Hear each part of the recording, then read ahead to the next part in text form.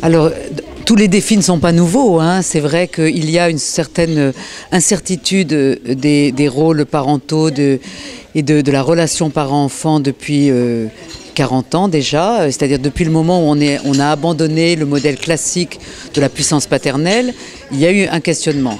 Donc je dirais que pendant 3-4 décennies, l'enjeu majeur, c'était de montrer que le respect de la personne de l'enfant ne supposait pas d'oublier que l'enfant n'est pas un adulte et que l'autorité parentale, ça n'était pas un pouvoir abusif, c'était l'exercice d'une responsabilité qu'on devait revendiquer pour amener progressivement l'enfant à l'autonomie.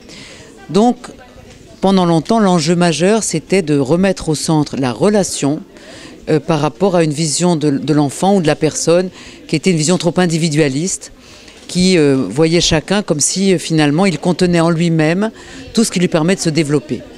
Alors je crois que ça a été gagné largement et que le fait que dans tant de communes on ait maintenant un soutien à la parentalité montre qu'on a compris qu'il fallait non pas stigmatiser les parents mais les accompagner face à des difficultés importantes qu'ils peuvent avoir dans l'exercice de leur responsabilité.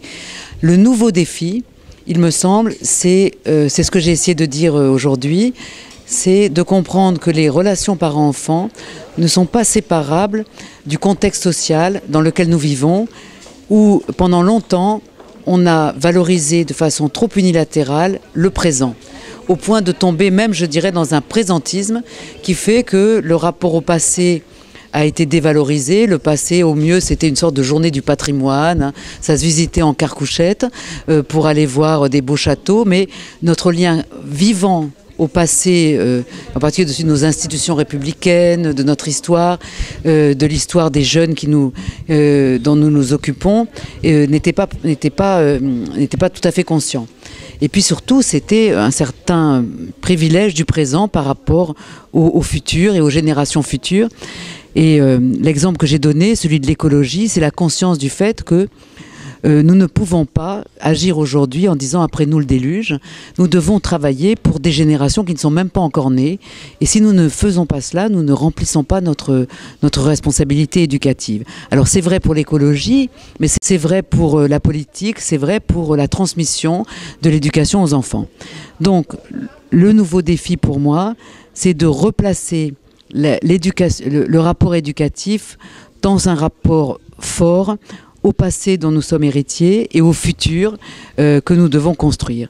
Donc ça a été ça le sens de mon intervention, et c'est de dire que nous devons à tous les jeunes, pas simplement aux plus privilégiés d'entre eux, une éducation qui les prépare à affronter ce futur, même si c'est une éducation qu'on leur impose en partie contre leurs besoins immédiats du moment, hein, mais une éducation exigeante.